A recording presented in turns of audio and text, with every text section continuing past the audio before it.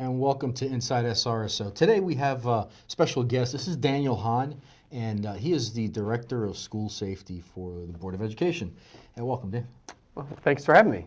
The reason why we invited Dan to come down and talk to us a little bit today is about, just some of the new things that are happening at the schools.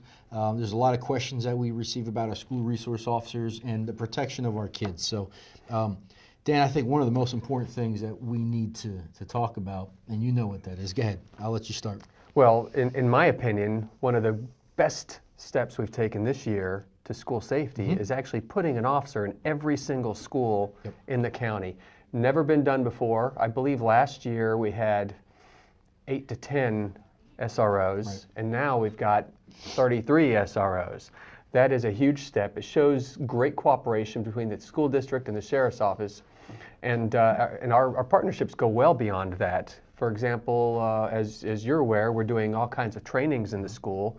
What people don't realize is that the trainings we're doing are not only being directed by law enforcement with some active shooter type training for teachers, but we're also doing not mandatory but voluntary what we call a street medicine course and teaching first aid to teachers that want to learn it. That's great. And the kits were put in place by the health department, and just another partnership. It is. And the instructors were trained by emergency management. So our county works so well together, and a big part of school safety is obviously the sheriff's office. It's funny you say that. A lot of folks don't see. They don't see it. Him and I went to lunch yesterday on the cuff. Tom Lloyd, who's with ECC, good friend of mine. We talk all the time. The fire department, ambulancer, everybody here in Santa Rosa County, we're very tight for that reason, that we look out for the mission. Right. But at the same time, we're also really good partners, and it just happens to work that way. And when I've dealt with the school administration, they bend over backwards to help us, and we do the same.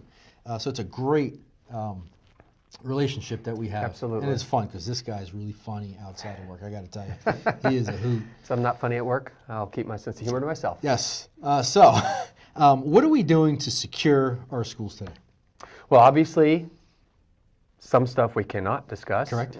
But what we are doing that's going to be obviously apparent to anybody that approaches a school before the end of the year is that we've put in some schools it's already in, but we're putting in controlled access doors. The front doors are going to be controlled. You'll no longer go through the front door to check in. From this point forward, in some schools, and soon all schools, you'll have to show your ID card outside and be buzzed in, and then after you've been approved to come in, you'll still have to go through the process of verifying your ID and checking in the same Raptor system or whatever system the school happens to have, so you can get a badge. And everybody that goes into a school must have a badge.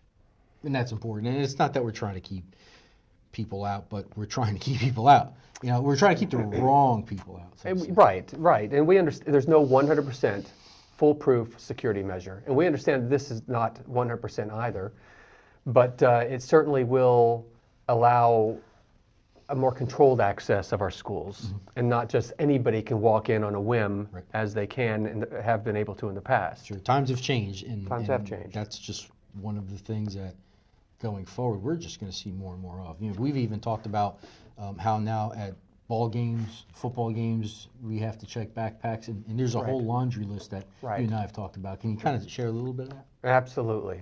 So about a month or so ago, maybe a little longer, we decided to start checking bags at schools. And some of the reason, I'm not going to shy away from it, is that people were bringing in things that don't belong in a high school venue. They were bringing alcohol to football games. If you need to drink, stay at home and drink. So we didn't want crowds getting belligerent. We opted to make it a policy across the district rather than letting schools make individual policies, because you could imagine the confusion if, say, Catholic High School is going to play Golf Breeze one week and they've got a policy, and then the next week Catholic High School goes to play Milton and their policy is different. So it just wasn't fair to the people that go to enjoy the ball games.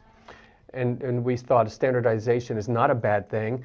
And there's a philosophy, particularly in the military, called fighting the last war. And I'm always looking for ways to not fight that last war. Let's not wait for something to happen and react to it. Let's find proactive ways to increase safety and security now, and then take those actions rather than waiting for something to happen and then reacting. Right. That's a great point. Let's do this, Dan. We got more to talk, but let's just take a quick break and we'll be right back. Absolutely.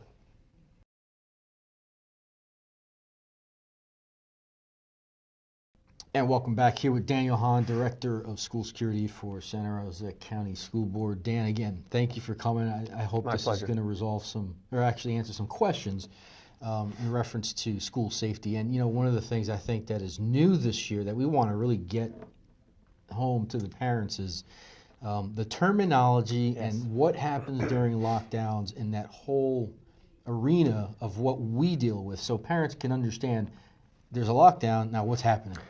That's an absolute brilliant topic. So, Thanks, Dan. everybody knows, it's not like we talked about this off Hundreds camera. of times.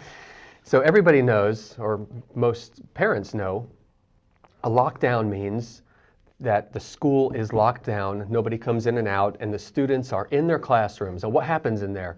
Generally speaking, they're going to shut off the lights, and they're going to move children into a safe place and try and keep them quiet. This is not the time for kids to start texting home. It's fine if they do. This is not the time for the parents to start calling the school, trying to find out what's happening, because guess what? The people that sit at the front desk to answer those phones are not at the desk. They are sheltering in a lockdown process like everybody else. So calling the school or sending them messages on social media is not the best way to get information. The other thing, and we experienced this recently, is parents should not rush down to the school because there's going to be a perimeter. And this is obviously law enforcement, Yes. so you might want to go into this part. Absolutely. When a lockdown occurs, first, and our main priority is the protection of the children and parents and students, everybody. So what we're going to do first is we're going to set up a perimeter. And that's an area enclosing the school, and it may be an outer and an inner perimeter. The inner perimeter obviously is the building itself. Then there's an outer perimeter, is who's going in and out. And we want to make sure that is secure. And then at that point, we try to communicate what we know. And that is where, and I'm a parent myself, I get it. If my daughter's school is on lockdown, I want to know what's happening. So what we do is, first and foremost, is the security of the children, and of the teachers. And as soon as any of that information can get out, we're going to get that out. Now, understand that when we have a lockdown, generally, from an SRO standpoint, school resource officer, is an investigation also begins at that time. What was the cause of the lockdown? What was said? Who's going to be held responsible?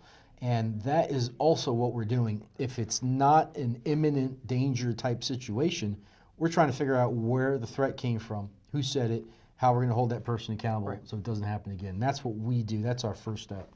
Now, as a best practice coming out of the Stoneman Douglas Commission, which is taking place now because of the Parkland shooting, there are some potential recommendations coming down that are saying that communication with parents should be rapid. So we're going to take that under advice and we look at it, but we're not going to, crisis communication, and you're a public information officer, and I've had plenty of training in this myself. Crisis communication states you should put out timely and accurate information. So in a lockdown situation, there's a lot of chaos, and we don't want to exasperate the chaos by putting out information which 60 seconds later will be inaccurate. And then we'll have parents confused and accusing us of misleading them, which is not true. The information we gave at the time is what we thought was happening. So what we'll probably end up doing is waiting till we have it nailed down a little bit better, and then start sending out those messages and trying to keep the public informed. We feel it's rational and it's the right thing to do because I too have children in the school district, and I understand the need. And from a PIO standpoint, and that's where the public information takes place, is I immediately, as the spokesman for the agencies, I get activated. The media begins to call me because they're getting calls from the parents and they're seeing activity on social media. So what my priority is to get that accurate information to the media, and then they put that information out for us. And our partners here in Santa Rosa County and the surrounding agencies that support me in getting the information out are awesome. I can't say enough good things about all of them. And when information is out, again, You can take an example of, hey, we believe there's a gun in the school, but the reality is we need to treat it that way, but it wasn't, because later on we found out that it was just talk between two kids that were angry at each other. So the initial statement could be, we believe that there may be a weapon at the school, and parents are saying, well, we want to know right now. Yeah, I get it, but I have guys inside the building that are clearing it, and it's happening live. It's really happening at the time. And then generally, you and I are trying to figure out what we're doing, what's the school doing, what's the sheriff's office doing, and then, like we did last time, is we kind of figure out the right message to get out, because we don't want to scare when it's not necessary. So continuing that path is sometimes you don't need to do a full lockdown. Sure. What if the threat is off campus but close to the school? Well, we have terms for that, and it is not, I repeat, not soft lockdown. The Santa Rosa School District will never use soft lockdown as terminology when addressing an incident at a school. The reason we're not going to use the term soft lockdown is because you as a parent just heard me say lockdown and you forgot or ignored the soft part. And we understand that. I'm a parent as well. If you say lockdown, I don't care whether it's soft or it's a full lockdown, all I hear is lockdown. So we're going to use the term secure facility. And that just means that you're not coming in, you're not going out, don't come to the school, you're not going to be able to check out your child, we're not going to let you in, but they're still going to be able to maintain some form of normalcy inside the school, which is very different than a full lockdown.